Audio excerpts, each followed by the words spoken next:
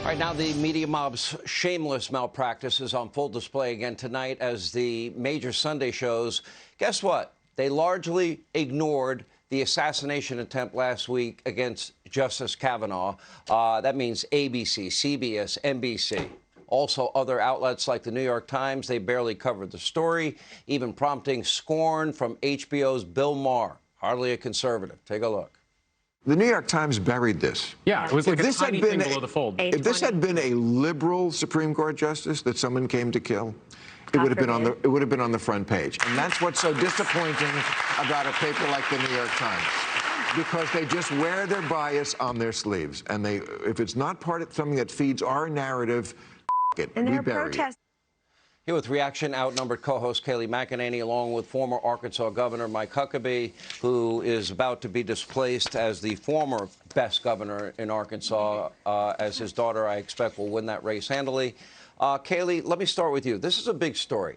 It's an assassination plot against a Supreme Court justice. Then we have the approval of the Biden White House, then Jen Psaki, and Chuck Schumer threatening on the steps of the U.S. Supreme Court Gorsuch and Kavanaugh, and they seem okay with that. Oh, we're fine as long as they're peaceful.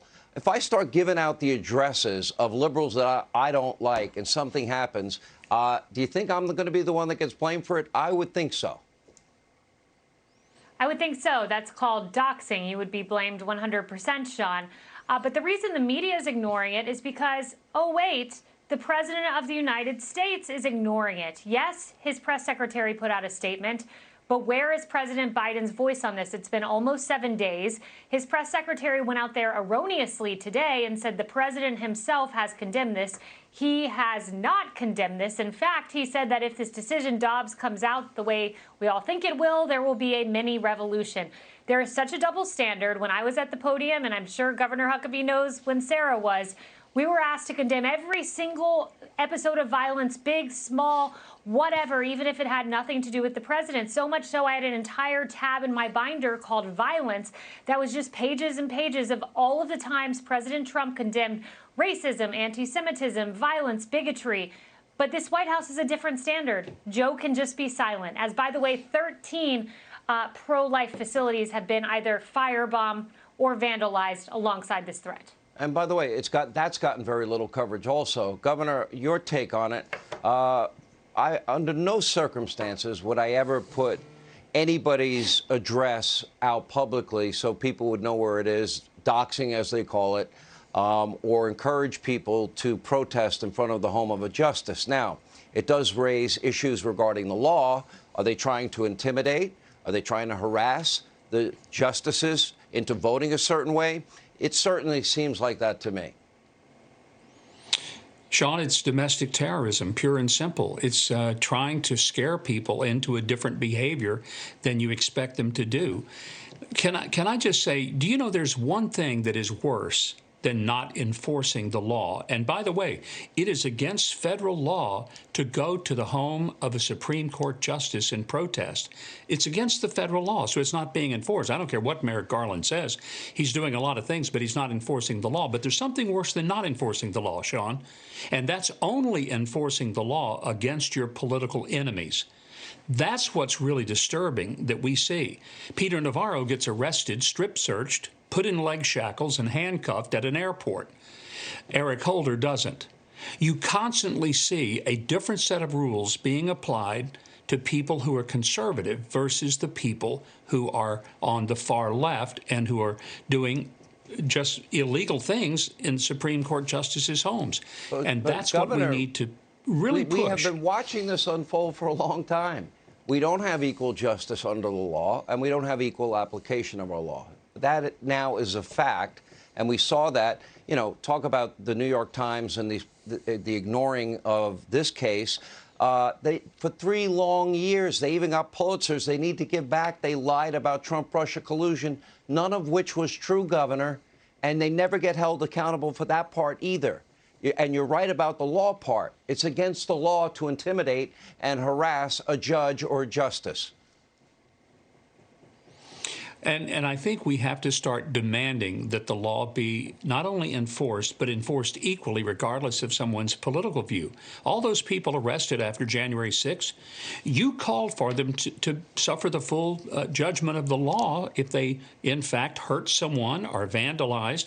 And every other conservative I know did the same thing, because we believe in true law and order applied equally. We do not hear that from the left. And yet we have violent threats against Kavanaugh. We have it against Amy Coney Barrett. We've already seen against Steve Scalise, who almost was killed by an assassin's bullet, and the attack by a crazy guy against his own neighbor, Rand Paul. And Kayleigh, all this attention to January 6th, that was one riot. Okay, I condemned it in real time on radio. I condemned it that night on TV. We are all consistent. All right, but I also condemned all 574 riots in the summer of 2020. Dozens died, thousands of cops injured, billions in property damage. We have all of the video evidence you would ever want to arrest every one of those people. And yet, pretty much, from what I've heard, in most of the cities where this happened, nobody's being held accountable, so, which goes to Governor Huckabee's point.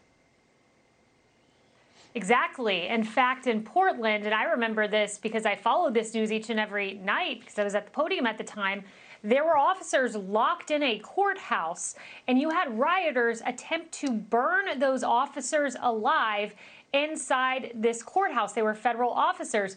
Well, as it turns out, the Department of Justice under Merrick Garland has dropped 1/3 of the cases against the Portland rioters. So where is the justice for them? Where are the justice for the dozens, as you mentioned, who were killed, many more injured, businesses razed to the ground? David Dorn, that officer who we all know and love, we've covered his story, who lost his life amid those riots. There must be accountability, and there's no reason to drop 1/3 of cases against Portland rioters. All right, don't forget Kayleigh's on Outnumbered every day right here on the Fox News Channel. And Sarah Huckabee Sanders will be the new governor of Arkansas, is my prediction. I hope I'm right. When we come back, 3 Pennsylvania parents now are taking legal action to stop transgender-related lessons at their kids' elementary school. Pete Hegseth has written a book detailing how you can protect your kids from the left's woke agenda and indoctrination, along with Laura Trump, as we continue. Hey, Sean Hannity here. Hey, click here to subscribe to Fox News YouTube page and catch our hottest interviews and most compelling analysis. You will not get it anywhere else.